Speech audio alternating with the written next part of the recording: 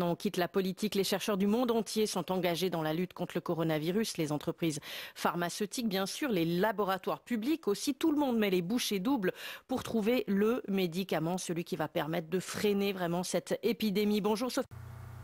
Alors pour notre pauvre journaliste, on n'a toujours pas trouvé de médicament. Mais alors pas du tout.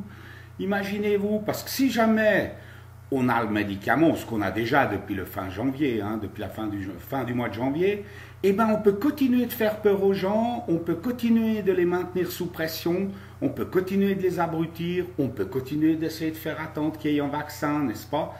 Voilà, donc je vous dis et je vous le répète et je le répéterai tout le long. Le médicament, il y a déjà. Le Didier Raoult l'a déjà mis donc en ligne, c'est connu. Didier Raoult, il est un des plus grands chercheurs dans le domaine, à la tête de l'IHU de Marseille. Donc lui, il utilise le médicament, donc je vais vous le dire et je vais vous le répéter. C'est en fait de l'hydrochloroquine, n'est-ce pas, associé à un antibiotique qui s'appelle de l'azithromycine. L'hydrochloroquine, ça peut se trouver sous le nom de Plaquenil. Alors juste pour vous signaler, curieusement, c'est juste une coïncidence, Buzyn, la Buse, qui était l'ancienne ministre de la Santé de Macron, a retiré le Plaquenil de la vente dans les pharmacies. Bien sûr, ce n'est que pure coïncidence, non, on n'y voyait aucun malice, non, c'est que coïncidence. Donc l'hydrochloroquine, l'azithromycine a utilisé dès le début, a dit le professeur Raoult, et ses résultats sont probants, contrairement à ce que dit cette grosse nunuche qui doit répéter les inepties qu'on lui dit de dire. Donc ça marche, il y a déjà plusieurs milliers de personnes qui ont été guéries, donc si jamais n'ayez peur de rien, parce que si vous voulez, il faudrait que les gens l'exigent de partout, et qu'on arrête de nous répéter comme à des ânes ces inepties, l'hydrochloroquine, blablabla, parce que ce n'est pas tout seul, mais avec l'antibiotique azithromycine. Sachez-le, c'est ensemble que Didier Raoult l'utilise. Didier Raoult a trouvé ce médicament, enfin cette fonction il y a longtemps, et quoi qu'on en dise, ce médicament, il existe depuis plus de 50 ou 60 ans et a été utilisé sur des milliards de personnes sans problème, sous le nom de Nivaquine, d'accord? Donc renseignez-vous, ne suivez pas les inepties que les médias vous assènent et vous matraquent, renseignez-vous par vous-même. Sophie Iselin. Bonjour. Sophie, plusieurs molécules sont actuellement testées sur des patients.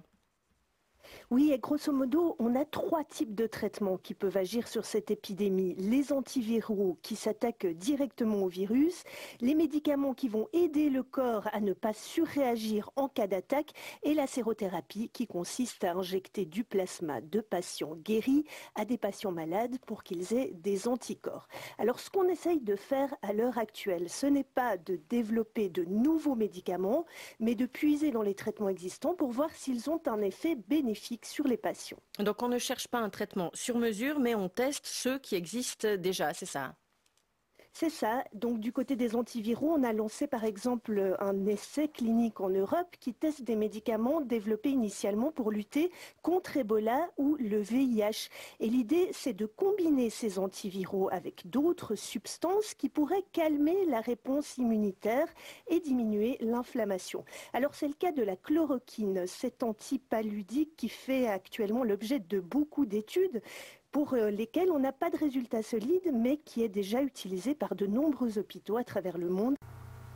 Alors, contrairement à ce que dit la journaliste qui est là justement pour continuer de noyer le poisson, on a des résultats extrêmement solides, toujours chez Didier Raoult, toujours à l'IHU de Marseille, où il y a des milliers de personnes qui ont été guéries de ce coronavirus, d'accord? Donc n'y croyez pas un mot, on a des résultats extrêmement solides. Mais il faut continuer de contester tous ces résultats pour une raison très simple. Parce qu'il faut que les gens continuent d'avoir peur pour qu'on vous enferme, pour que vous trembliez dans votre froc, comme quoi vous allez mourir de ça, alors qu'il y a de quoi vous traiter. Simplement, il faut l'exiger de partout. Le peuple doit se réveiller et doit exiger qu'on les soigne à ça et qu'on arrête de répéter toujours la même chose, qu'on n'a rien. Si on a quelque chose, et ceux qui disent le contraire sont des menteurs. et notamment en Suisse. Et la chloroquine, Sophie, c'est un exemple typique. On court-circuite au fond le processus de validation habituel pour répondre à l'urgence de cette situation. Alors, je vais vous expliquer ce qu'est le processus de validation habituel. C'est ce qui est appelé le double aveugle. Alors, double aveugle, je ne vais pas faire trop longtemps non plus, mais ce qui est le plus intéressant dans le système du double aveugle, c'est qu'à des patients, on donne un médicament, d'accord? Là, il parle toujours de chloroquine, mais Didier Raoult n'a jamais dit qu'il fallait donner que la chloroquine. Donc ça, c'est déjà une manipulation de la part des médias et de certains milieux médicaux. Donc, on donne un médicament, hein, puis un autre groupe, on donne du placebo, du rien, du vide, du temps. Et alors, ces gens-là, qu'est-ce qui va se passer? Bien sûr, puisque Didier Raoult l'a prouvé, ceux qui reçoivent son traitement sont guéris. Par contre, ceux qui reçoivent le placebo, ils vont mourir. Et moi, je vais vous dire une chose, tous ces grands cerveaux musclés, ces crétins patentés qui sont là à nous expliquer toutes ces choses, faites l'essai, si jamais, sur quelqu'un qui est de votre famille, votre proche, votre enfant, votre femme, votre mère, votre mari, n'importe qui. Faites l'essai, mettez dans le groupe témoin, d'accord? Et qui ne reçoivent pas de médicaments. Et après, on en discutera, vous, les grands spécialistes de tout ça, que ça n'a pas été prouvé. Mais bien sûr que si c'était sur votre peau que vous devriez payer le prix de toutes ces stupidités, on verrait que ce serait tout différent, n'est-ce pas? Oui, et ça s'est fait dans un premier temps de façon officieuse, mais vendredi passé, le Conseil fédéral a pris des décisions assez radicales avec la publication d'une nouvelle ordonnance sur les mesures destinées à lutter contre le coronavirus. Bien sûr, sous la pression d'Internet, pas du tout sur soi-disant nos grands spécialistes ou le corps ou Dieu sait qui, hein. Mais c'est parce que maintenant ça sort de partout que c'est manipulé, ça sort de partout qu'il y a moyen de guérir les gens, ça sort de partout que les chiffres des morts sont totalement faux, sont manipulés. Je reviendrai sur cette problématique à la fin de ma vidéo. Un texte qui oblige Swissmedic, donc l'autorité de surveillance des produits thérapeutiques, à assouplir ses exigences. Écoutez Philippe Widmer, il est directeur général de l'entreprise pharmaceutique Vifor. C'est une décision qu'on peut dire qui est courageuse de la part du Conseil fédéral de dire... Ah oui, courageux en quoi? C'est eux qui ont créé cet énorme PECHI, tous ces problèmes qu'ils ont créés pour les gens, hein. Donc derrière toute cette conspiration mondialisée pour foutre en l'air les sociétés, pour foutre en l'air la vie des gens, pour que les gens se tiennent à distance des uns des autres, là, qu'est-ce que c'est courageux? C'est pas eux qui ont trouvé ça. C'est les gens qui sont sur Internet, qui se sont ligués, qui se donnent les mots, qui se passent des vidéos, qui passent du temps et des heures à faire des vidéos pour expliquer, montrer que c'est des énormes mensonges et c'est une énorme manipulation. Ils sont courageux de rien du tout. C'est à se demander si après tous ces événements, s'il ne va pas falloir créer un tribunal de Nuremberg pour tous ceux qui nous ont foutus dans cette merde.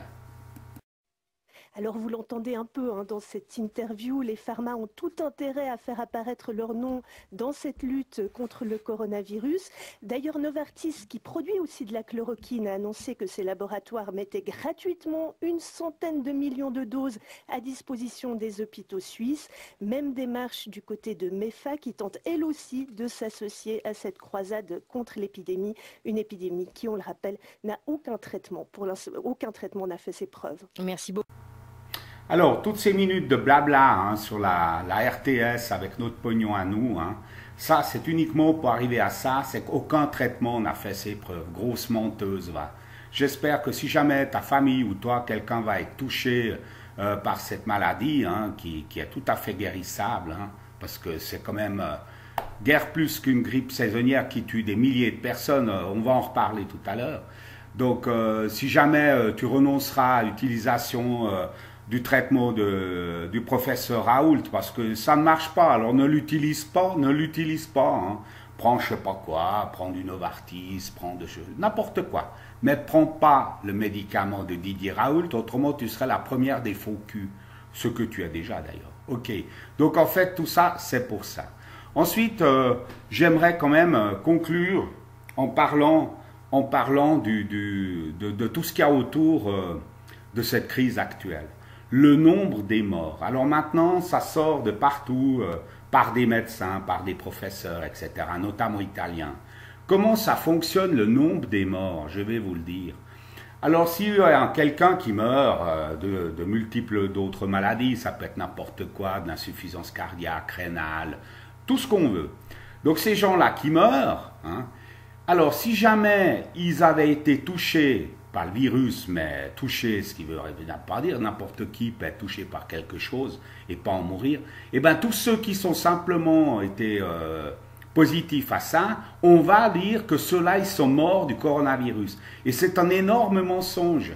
Les professeurs des médecins ont dénoncé ça, l'utilisation de ça. C'est de l'instrumentalisation de ça. C'est pour ça que je l'ai souvent dit. Comment se fait-il qu'on n'a pas le nombre de morts par autre chose? Parce que les gens meurent d'autres trucs. Alors c'est ce que je dis toujours. Est-ce que les gens sont tous morts dans leur lit à la maison? Est-ce que les gens sont morts dans la rue? Mais pas du tout. Il y a des gens aussi qui viennent et qui sont à l'hôpital pour être traités pour d'autres trucs. Mais on a voulu engorger, on a voulu fermer, on prend plus personne, on ne fait plus rien. Le type qui a le cancer, c'est pas grave, etc. On attend le coronavirus, on attend la vague, comme le surfeur fou. Hein. On attend la vague. Ils attendent toujours la vague. Ça fait bientôt 1 mois qu'on attend la vague. Il n'y a toujours pas la vague.